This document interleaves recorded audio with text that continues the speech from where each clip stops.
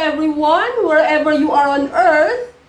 This vlog is for you.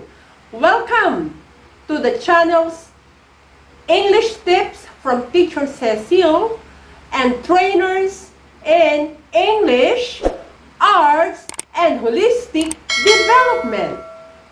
And at this point, I want to thank from the bottom of my heart those who have been supporting us. Thank you so much for watching our vlogs and for subscribing to our channels. God bless you more. And today, folks, what do we have? Wow! Wow! This is a wow quiz. Yes, folks, we shall test how much we have learned from our studies of the simple past tense, ordinary, and progressive forms, the simple present tense, ordinary, and progressive forms, and the simple future tense, ordinary, and progressive forms. At the same time, we shall be learning different kinds of essays, at least 3. First, for our quiz in the simple past tense, we shall use a comparative essay. I will read this to you. And second, in our quiz, for the simple present tense, we shall use an expository essay. And third, in our quiz, for the simple future tense, we shall use a descriptive essay. Shall we start now? The title is really moving my heart. The school years 2019-2020 and 2020-2021. This is a comparative essay from the English class of mine. The school year 2019-2020 was where? With unforgettable happy moments, whereas the school year 2020-2021 was where with uncertainties and grief.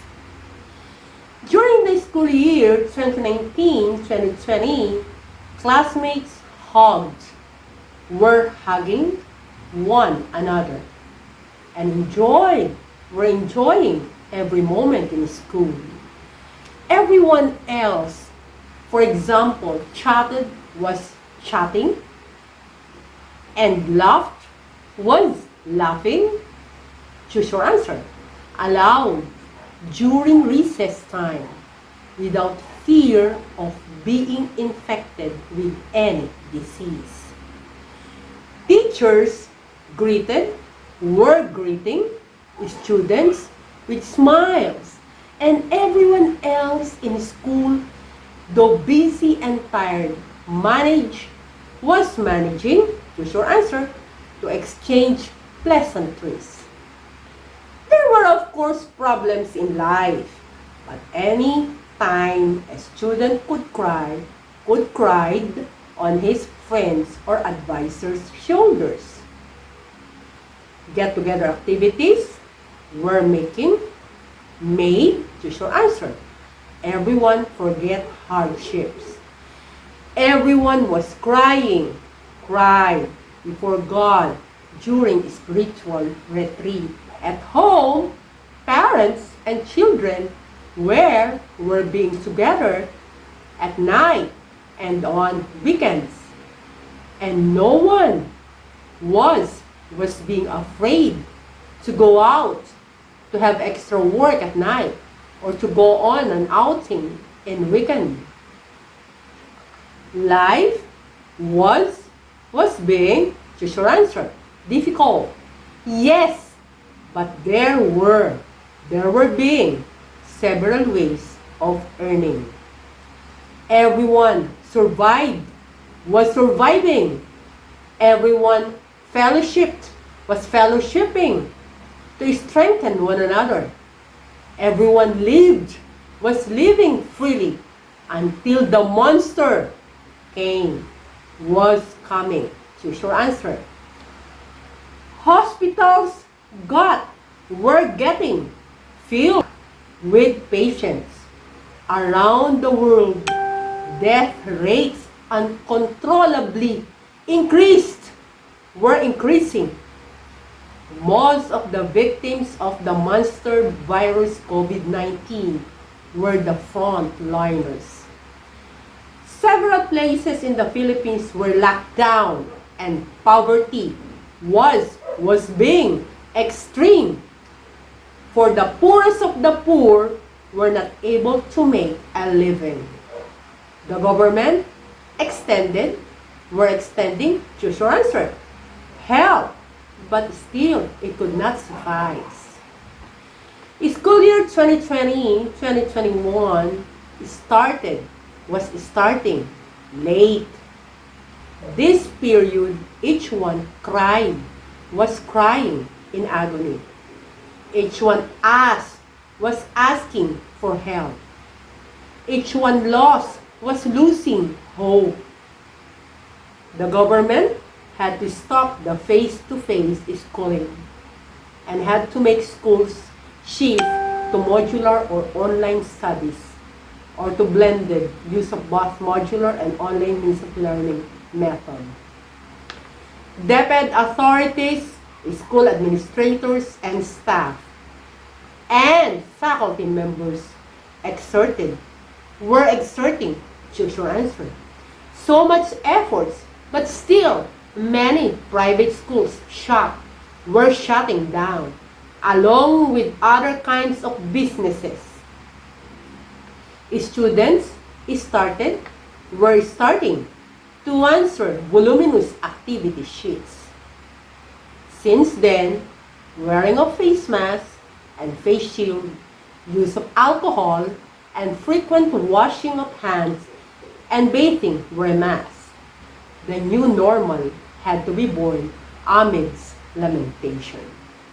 So that is our comparative essay for the day. And using this, you have to test yourself in the use of the ordinary and progressive forms of the simple past tense. But before you proceed to the quiz proper, let us have a review. Here is my vlog again on the simple past tense. Let us review the ordinary and progressive forms of the simple past tense.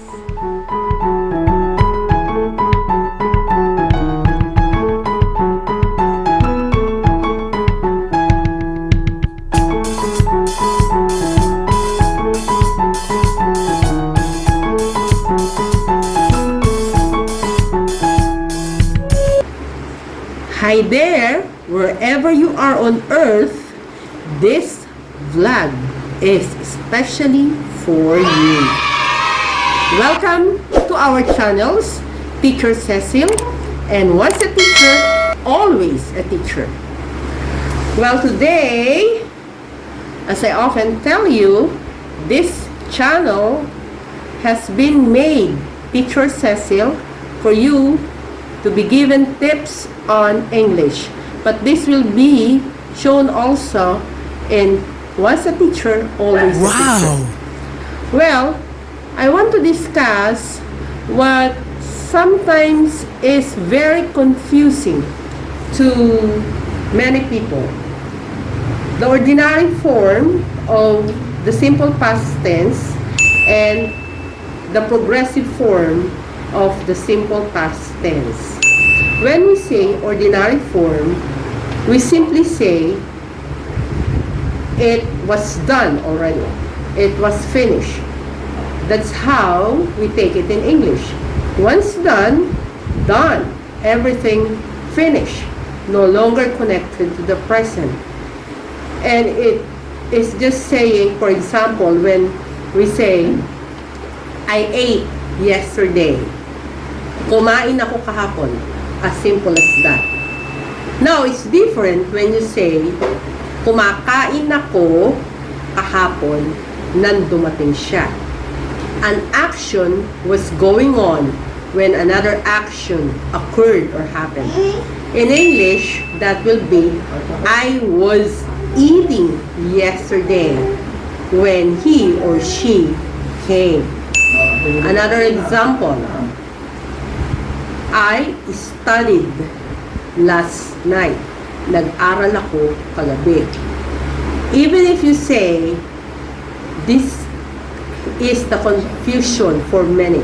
Even if you say that you studied for 10 hours, no need for you to have it in the progressive form. You simply say, I studied for 7 hours. Nag-aral ako ng 7 oras kagabi.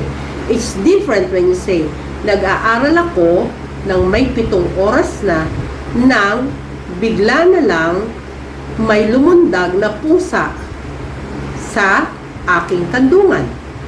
I was studying for 7 hours already when a cat jumped onto my lap. That's different. That's now in the progressive form. Because you need to show the length of time when another action happened. The other uses of the progressive form are when two actions were happening at the same time. I was studying while my mother was cooking.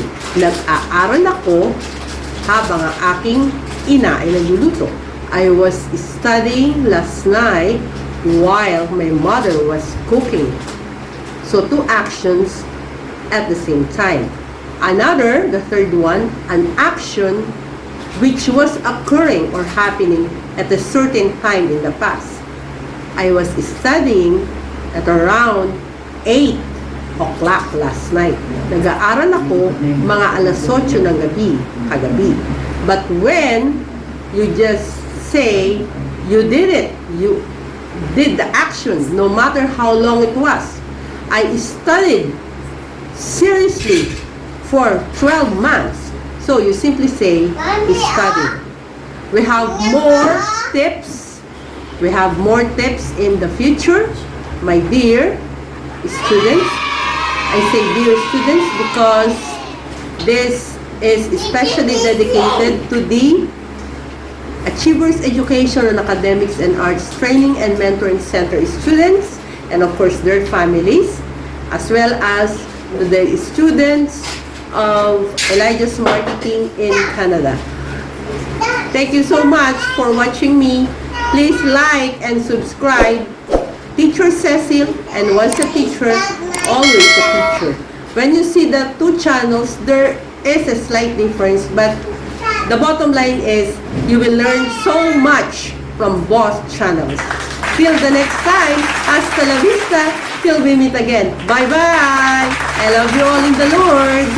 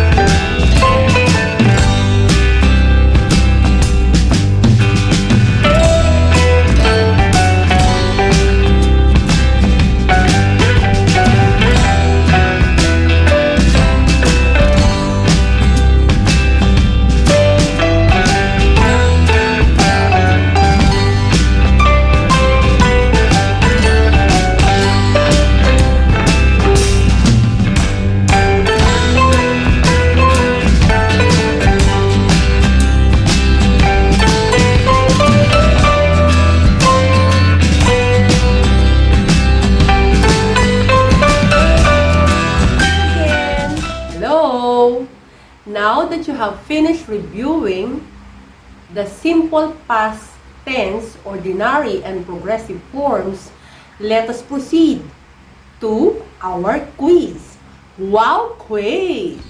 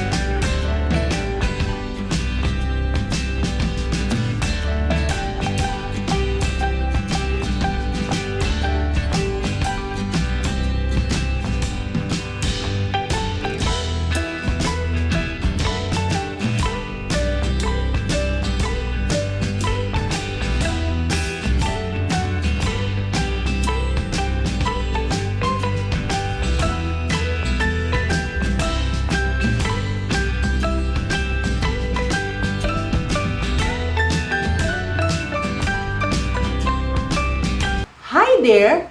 How's the taking of the quiz? Have you gotten it perfect? Let us see. Here is the answer key. Check it for yourself.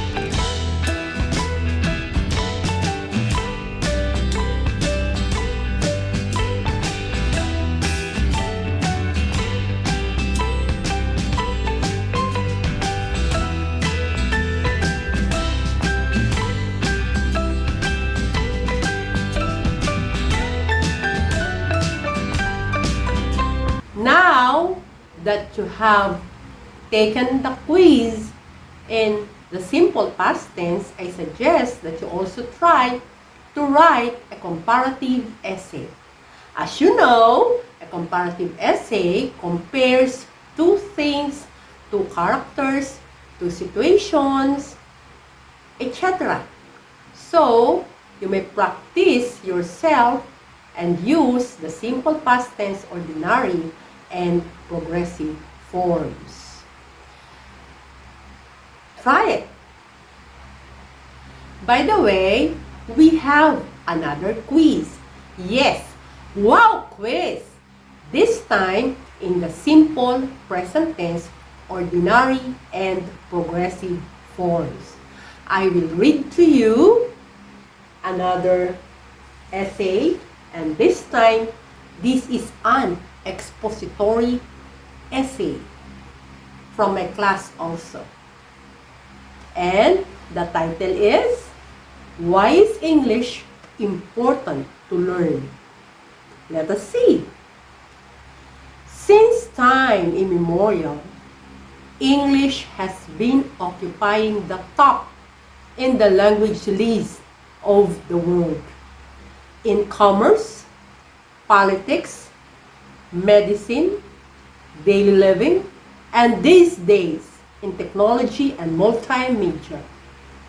English remains, is remaining, remain, choose your answer, the most useful of all.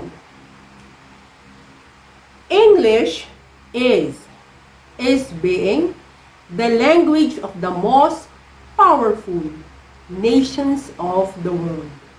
And for Asian countries to do business with these rich Western nations, they are needing to communicate in English too. Asian companies, in order to offer products and services among one another and to the Westerners, are having to hire employees fluent in English. Therefore, English is playing, plays a significant role in Asia. For Asians to be able to study, work, and migrate to Western countries, they are choose your answer, to take and reach the band score required in international English examination like the IELTS. Among Asians, many Filipinos are choose your answer, abroad to alleviate living conditions. The Filipino overseas contract workers sacrifice so much for their families. However, even if a Filipino is willing to bear all hardships abroad, he cannot be having a good job if he is not being good in English. As of now, most Filipinos are really studying English seriously. Are practicing to speak and write in the language. And are reviewing for international English examination even if English is included already in the Philippine school curriculum. Filipinos who are being proficient in English and are working, choose your answer, in local companies in the Philippines are claiming they can easily cope up with every task they are having because of the English language.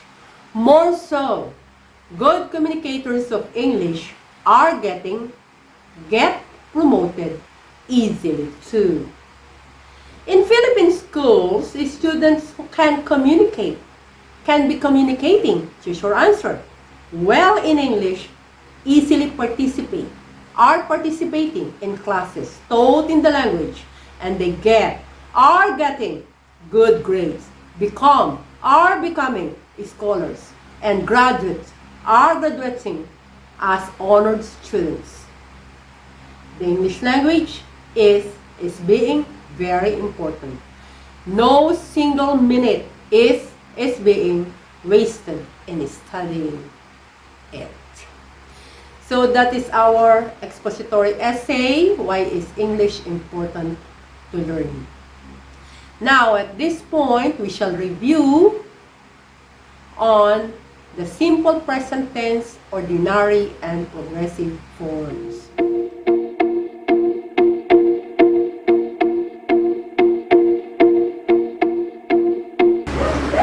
Hi there, wherever you are on planet Earth, this vlog is for you.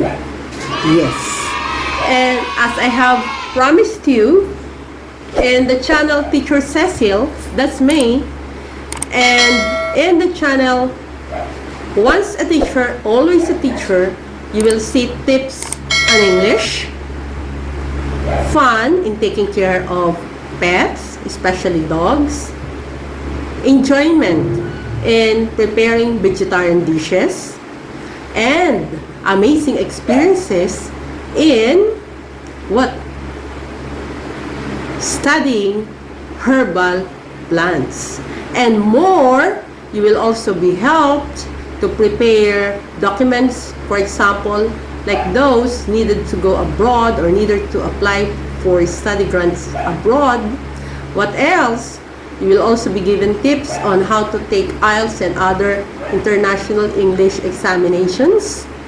And more, you will be learning so much about personality development, theater arts, fine arts, and even mathematics. So here we go today.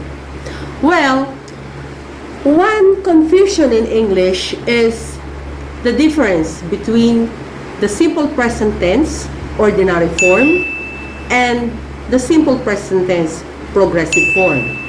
I have heard students saying, I am studying every day, whereas others say, I study this week. this month, this year, or even now, or right now. Baligtad po. The other way around. If the adverbs that we will use are every day, every other day, monthly, weekly, yearly, or throughout our lives, or anything, any thought that means habitual or permanent, well, it goes with the simple present ordinary. So, what I'm saying, we say, I study every day. I study every hour. I study weekly, on weekends, on weekdays, yearly. I study, for example, English. So, all those adverbs go with the ordinary form. What is the ordinary form? Without ing, without ing at the end. Now, on the other hand, the simple present progressive form will be formed with the verb be. The verb be may be am for I am studying this week. The verb be may be is for he, she, it. He, she, or it is studying this week. Why it? Well, it can be an animal. My dogs are studying how to sit properly before taking their meals this week. So, my dog, or to replace it with the pronoun it, is studying how to sit properly before taking meal. So, it can be possible also. Now, or we say are for you, we, they. You are studying this week. I repeat, for the progressive form, simple present progressive form, the adverbs should be, the adverbs of time should be now, right now, this week, this month, this year. Yes, this year. I am studying this year. There is a hint that I might not study anymore next year. So, the simple present ordinary form will be for permanent or habitual actions. Just like saying, the sun rises in the east and sets in the west. That is permanent. Oil floats on water. That is permanent. I study every day. That's permanent. Or let us say, I teach. I teach for a living. That means that's my permanent profession on earth. Now, when I say I am teaching this year, I might no longer be teaching next year. So, goes with the simple present ordinary form and the simple present progressive form. We will be learning more about that, I promise you. Thank you very much.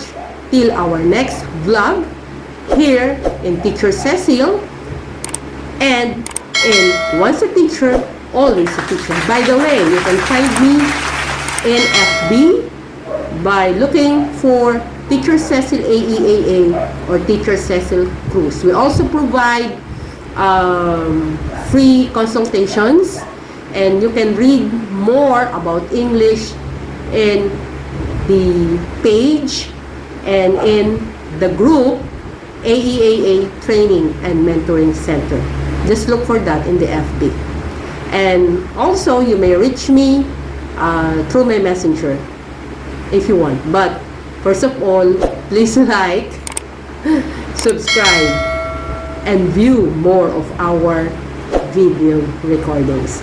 Thank you. I love you all. Just remember that God loves us no matter what happens around us. Please trust Him. Thank you.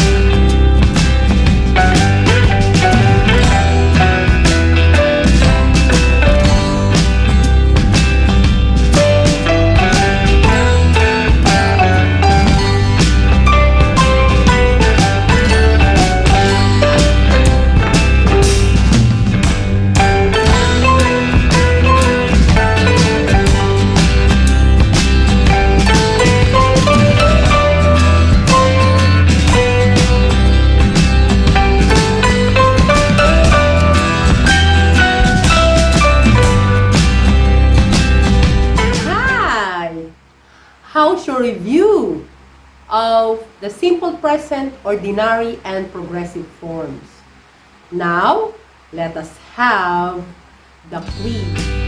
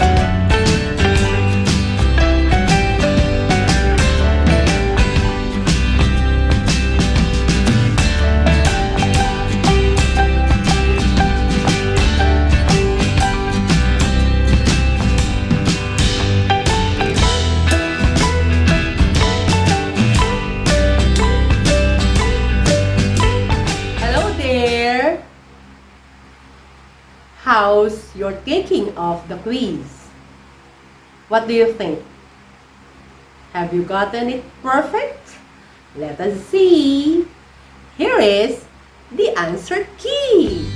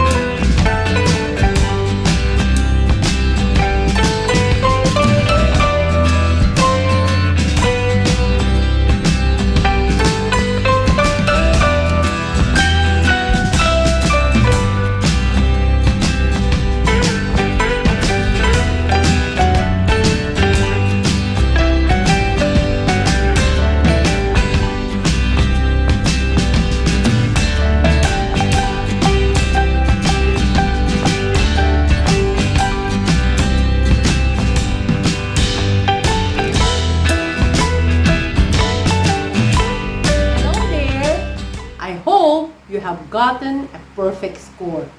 By the way, you may choose to write an expository essay, just like this. It explains why English is important to learn. You may use the same title. If I were you, you just expound on the subject, explain the points one by one, until you think your reader understands what you are trying to explain. Expository essay, why is English important to learn? Now, let us proceed to our quiz in the simple future tense, ordinary, and progressive forms. This time, we shall use a descriptive essay. And I'm so excited with this essay. Why? Because the author describes heaven. Let us see. Let me read before you the essay and at the same time, your quiz. Glorious hope beyond death. Today, news about death of a friend or an acquaintance is read and heard every day. Loved ones weep for they will be missing, choose your answer, the person. And some think that the separation will be forever. God in His Word says, no, it is just temporary. What a good news! In John 14:2 and 3, it is said, in my Father's house are many mansions. If it were not so, I would have told you, I go to prepare a place for you. And if I go and prepare a place for you, I will be coming, choose your answer, again, and receive you unto myself, that where I am, there you may be also. Jesus Christ is the one talking here. Yes, heaven will be a place where all the children of God will be seeing one another again. Will be fellowshipping, choose your answer, with one another. And will be worshiping God together. If on earth people will be singing, choose your answer, during worship services for the Lord for some hours, in heaven they will be singing forever. If on earth people will be rejoicing, choose your answer, for blessings for some time. In heaven, all will be rejoicing forever, for the giver himself is there with them. If on earth people will be fellowshipping, choose your answer, and will be enjoying one another when in certain occasions. In heaven, there is no occasion, but everything is forever. If people will be sleeping for sure when night comes for at least 8 hours, people in heaven will never be sleeping, choose your answer, at all, for they are incorruptible. If people here will be spending time to fill empty stomachs for some time, people in heaven will never feel hungry. If people here will be spending days, choose your answer, weeks or even months in hospitals when sick, people in heaven will not even be getting hurt. Dwellers in heaven shall never be separated from one another. They shall all be loving, peaceful, and contented. They shall not be sick anymore, shall not be suffering, choose your answer, from poverty, shall not be fearing anything. Heaven is a perfect place, shielded by the power of God, that nothing from the force of evil or from the seed of corruption caused by the sin committed by Adam and Eve will ever enter. Heaven is the place of hope to see loved ones who were children of God. Now, the question is, how to become a child of God? Well, good works, Joining a sect or religion and other man-made means can never bring one to heaven. The Lord Jesus Christ says in John 14:6, I am the way, the truth, and the life. No one comes to the Father except through me. True repentance and sincere prayer of acceptance of the free gift of salvation, both by the blood of the man God Jesus, is the only way to the perfect place of heaven. I hope you have been blessed. Now, before we proceed to your actual quiz of the simple future tense, ordinary and progressive forms, let us first review on it.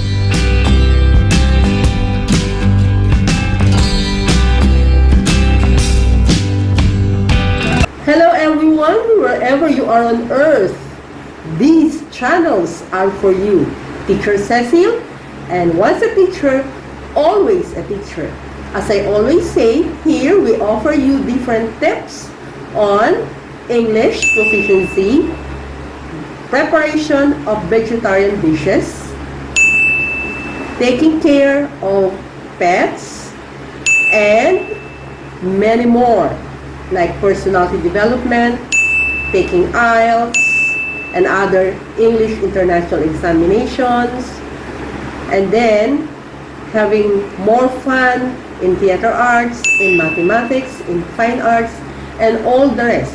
So you keep on watching, subscribe, because we have a lot more to offer you. Yes, and wherever you are on earth, I say, God bless you. And so, today, I shall share with you very important tips in English. You know, English for me is really fun to teach.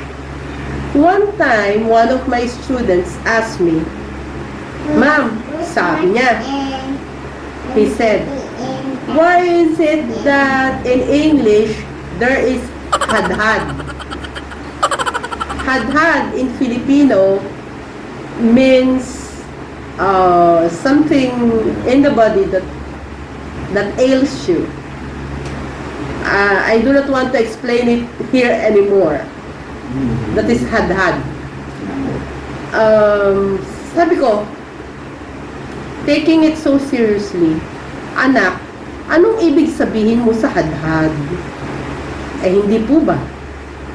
For example, I had foods already when the rescuers came and gave me some. Ganun pala. Meron na akong pagkain bago pa dumating yung mga rescuers at binigyan ako. Had. So, he was talking about past perfect tense. And you know, folks, I will tell you also more about tenses, because tenses are the very backbone of the English language. We cannot speak and express our feelings and everything we have in mind if we are not able to shift from one time to another. Hindi natin kayang maglakbay sa English mula sa isang panahon papunta sa isang panahon gamit ang tenses, mahihirapan tayo. So, I will also give tips on that. But for now, I want to clarify something concerning the future tense, the use of shall and will. One time, one student asked me, I was scolded by an old man. He said, because I use will in my sentence, and the old man told me that I should not make any promise at all. Well, as you are telling me now, I told my student, he was an old man, so he might be used to the traditional rules concerning will and shall. Alam niyo po kasi, dekade-dekade na ang nakararaan, may pagkakaiba noon ang paggamit ng will at shall. Pero, yan po, 1989 pa. Huwag niyo tatanong yung age ko, ha? Bawal. 1989 pa, sa aking demonstration teaching, bago ako nag-graduate, ay lesson ko na ang kawalan na ng pagkakaiba ng will at shall. Yes, today, there is no distinction, no difference between the use of will and shall. The same banana. You can use either will or shall, whatever you want. But let me shed you some lights on the traditional rule regarding that. Back then, several years ago, if you would use will with the first person, for example, we say, I will attend your birthday party, that means promise. The person is promising that he will do the action. Noon po yun, ha? Pag sinabing will sa first person, I will, promise po yun. But when the speaker then would say, I shall go to your birthday party, that is simple futurity only. That's the reason why I kept on saying to my students then that, you see, MacArthur was a real gentleman. He never said, I will return. What he said was, I shall return. But he did return, right? So, he was a real gentleman. Back then also, when a speaker used shall with the second and third persons, there would be hint of threat or command. For example, if the speaker said, you shall pay with your life for this insult, well, that is a threat. And then when the speaker then would say, you shall not kill, that is a command, right? But now, even if the speaker would say that, that will simply means futurity. Now also, if the speaker would say then, he shall surely pay with his life for this insult, or he shall be punished, there will be a hint of threat back then, years ago. And then also, if the speaker would say, he shall do this, he shall do that, that will be a hint of command. But no longer today. You may use will or shall, whatever you want, and no more special meaning attached to it. If you want to say, I will see you, but you just mean simple futurity. So there is no danger of making any promise at all. So that's it. So that is just for clarification. Another thing that I want to clarify today is, please never use the progressive form of future tense if you just have to use the ordinary form. If you will say, I will do the work, to simply mean gagawin ko ang trabaho, that will be fine. But if it will take you long, you may use the progressive form. I will be doing the work for 3 days. Well, that will be justified. But if you say, I will do the work for 3 days, that can be also, but it is better that you follow the rule to use the progressive form. But today, what I usually hear is different. People, I think, have gotten used to saying, I will be going to Manila. Well, in fact, they just mean, I will go to Manila. So, if you can use the ordinary form, you better stick to that. You should not use the progressive form when you mean ordinary form only. So, if you say, ako ay mamamalagi sa Boracay ng 5 araw, you say, I will be staying in Boracay for 5 days. Ngunit kung sasabihin mo, ako ay mamamalagi sa Boracay, simply say, I will stay in Boracay. And that's it. Now, if you say, kakain ako, just say, I will eat. I shall eat. Whatever you want, will or shall, as I discussed earlier. But, to say, I will be eating, without any hint of how long will that be, I think it is just better to say, I will eat. But if you will really have your audience focus on the length of time that you will eat, well, you say, I will be eating for 7 hours. Kasing taba ka na ng drum mo, sigurado. So much for that, my dear folks. And by the way, this segment today is lovingly dedicated to the AEAA, Achievers Education on Academics and Arts Training and Mentoring Center, families, my students, our students, and their parents, and as well as the students in Canada of Elijah's Marketing. Love you all! Learn English and enjoy it. Wherever you are on earth, the channels, Teacher Cecile, and Once a Teacher, Always a Teacher, are for you to enjoy. God bless you. Till our next meeting.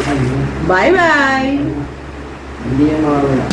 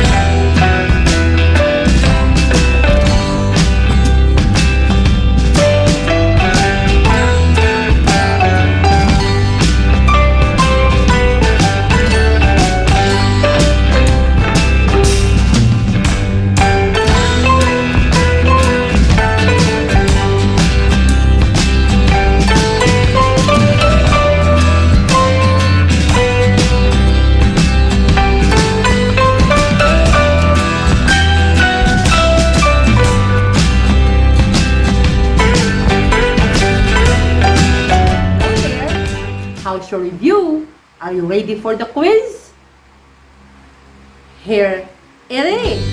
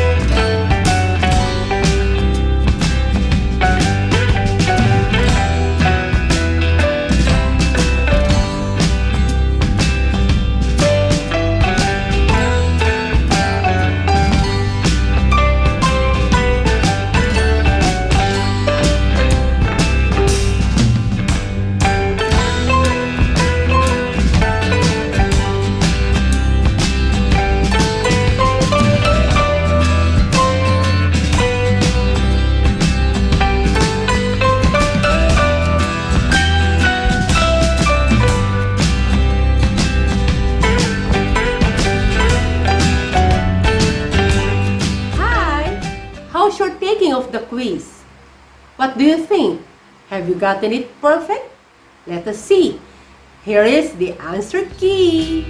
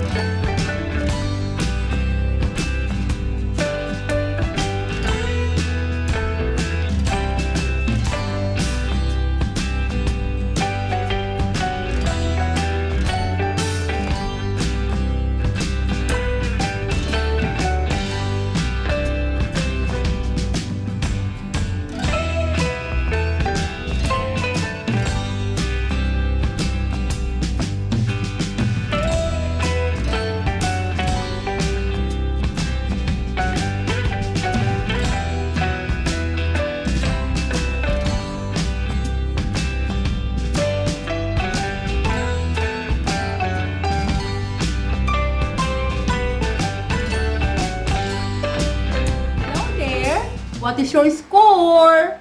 Well, whatever your score is, I'm happy that you have participated in this activity. Well, this time, I have to say bye-bye. But before that, I encourage you to write an essay like this, a descriptive one. So, as you know, it describes place, character, objects. So, you may just try it with very simple things around you. Describe it and try to use the simple future tense. Okay? Hasta la vista, till we meet again. Bye-bye! I love you all in the Lord. Bye-bye!